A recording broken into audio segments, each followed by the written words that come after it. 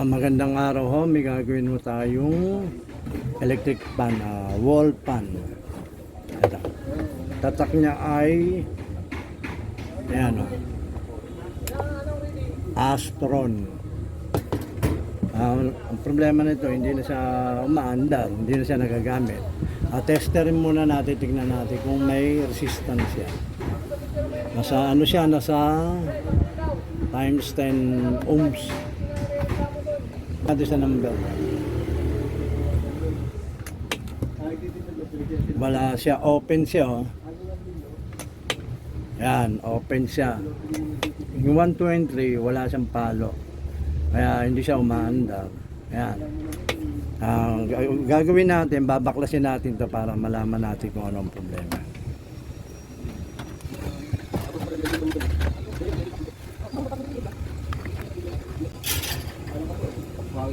Kung hahawakan nyo to, ang tigas oh.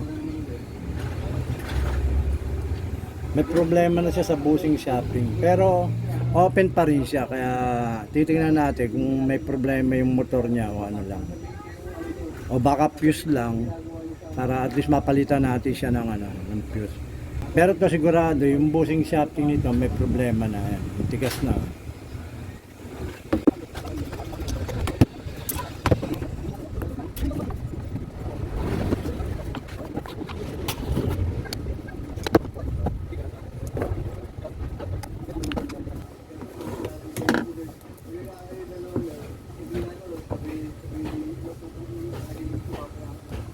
Yan, pinutol muna natin to. Titingnan natin yung resistance niya dito sa plug, kung may connection siya, para malaman natin kung fuse talaga.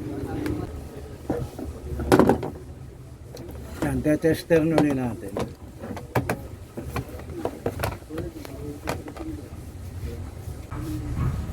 Ito yung dalawang ano to, isa capacitor. Testerin natin yan para malaman natin kung may resistance.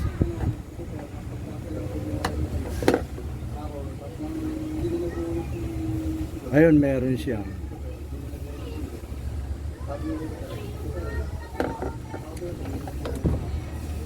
Ngayon, kukonekta natin siya rito. Lalagay natin sa number 1. Yan nga sa number 1, wala siya. Hanapin natin ngayon dito kung may resistance siya. Ayan o, meron.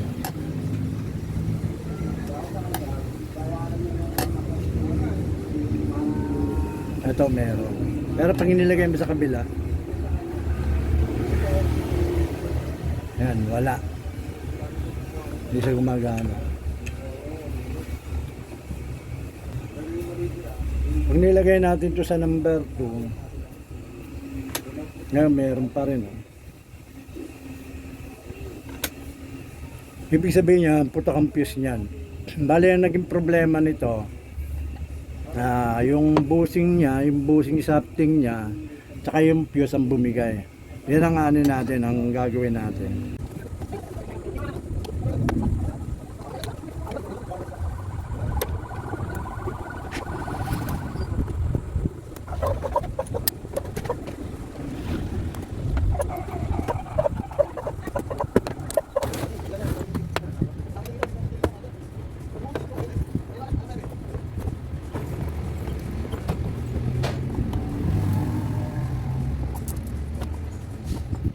Yung may problema ang bushing niya, yun sa likod na yan, higpit pa rin. Ayan. Ayan ang papalitan natin, yun sa likod na bushing. Ano na yun, sira na yun.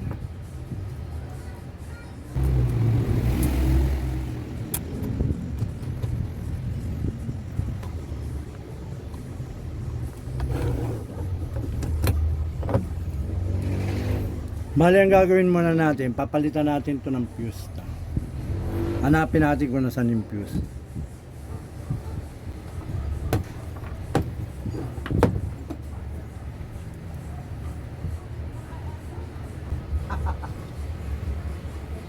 Bali, ito yung fuse nyo. Ito.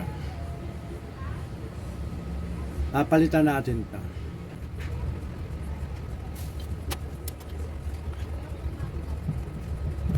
Ito yung dalawang linya niya yan. Tester rin natin siya kung okay pa siya. Short muna natin. Ayan. Ito yung dalawang paanong fuse. Tester rin natin kung okay pa siya. Ayan o. Open na siya.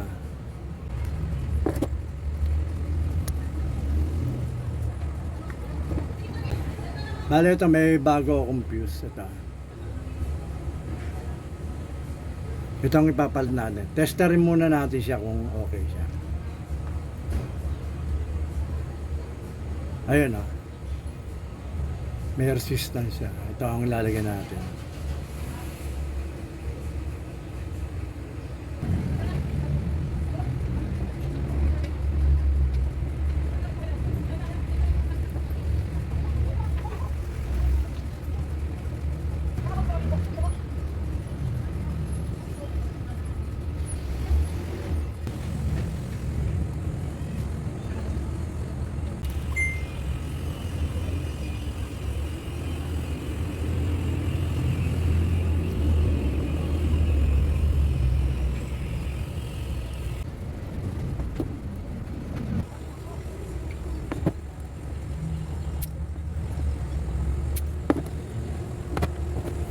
Ito, papalitan din natin to.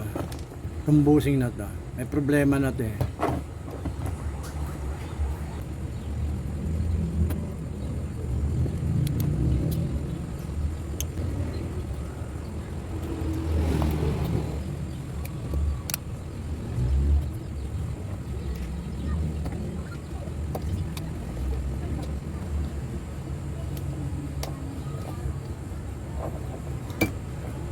Ito, ayan.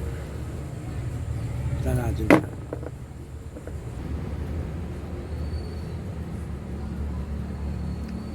Ito, meron akong bago. Ayan. Ito yung luma eh. Kaya yung bago. Wala na to eh, magpit na to eh. Malalim na yun eh. Kaya kailangan palitan na yan.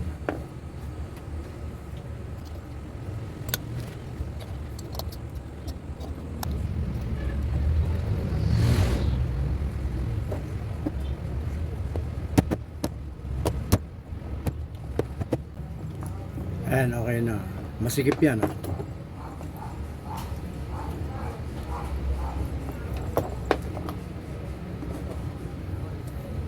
Ito, lilinisin natin.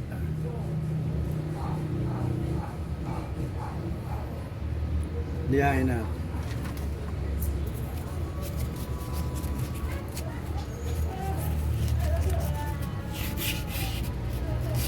Yung gagamitin yung liya, yung ano lang, yung, yung manipis. Yung parang pantanggal lang ng dumi. Yung mga nakakapit. Yan.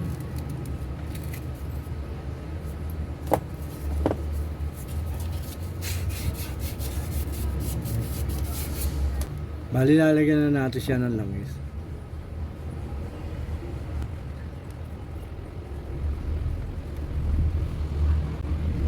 Aray.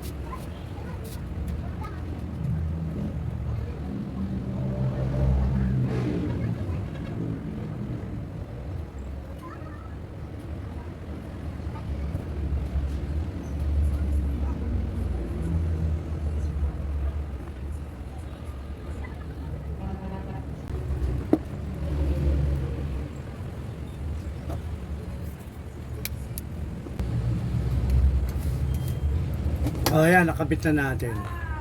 Ngayon, susubok na natin siya kung magno-normal na siya, kung gagana na siya. Ito, madulas na rin. Tanggalin pagkaka-stopper.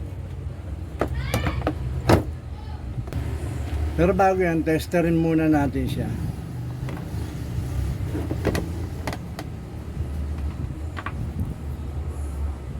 Tingnan natin kung may resistance na yung 1, 2, and 3 niya. Zero muna natin, zero. 1. Ayun, meron na. 2.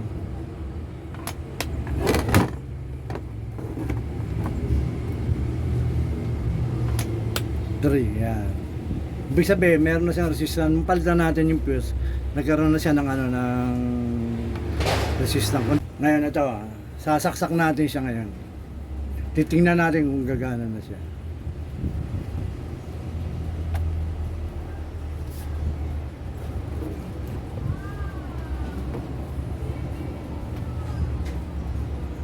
One.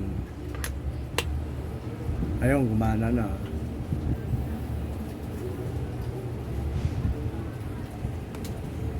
2, 3. Yan, gumana na. Ngayon, susubok natin siya ng may LSC. Titignan natin kung malakas ang hangin niya.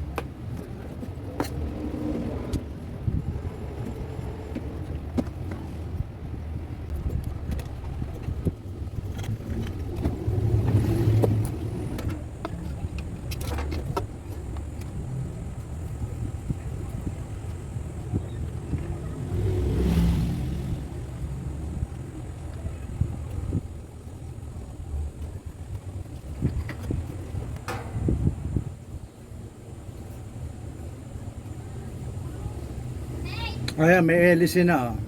Ngayon, susubok natin kung malakas yung hangin niya.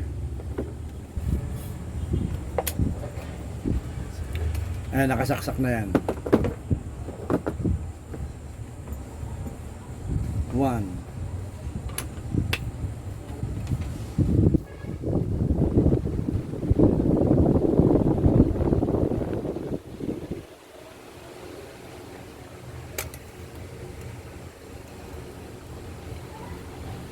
2.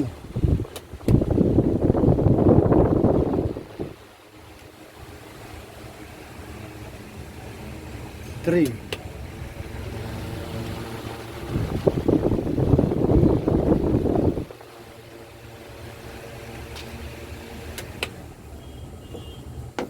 'Ayan, may nagawa na naman tayo isang appliances. Electric pan, ano siya, wall pan. Ang pinalitan natin, naging problema niya ito. Nag-open siya. Yung fuse niya, at saka itong bushing niya, sa likuran pinalitan natin. Okay, sige. Maraming po salamat sa panonood. Basta watch lang kayo. Share and subscribe po kayo sa mga ginagawa para mapanood nyo lahat ng aking mga ginagawa, mga binablog. So thank you very much po. Maraming po salamat.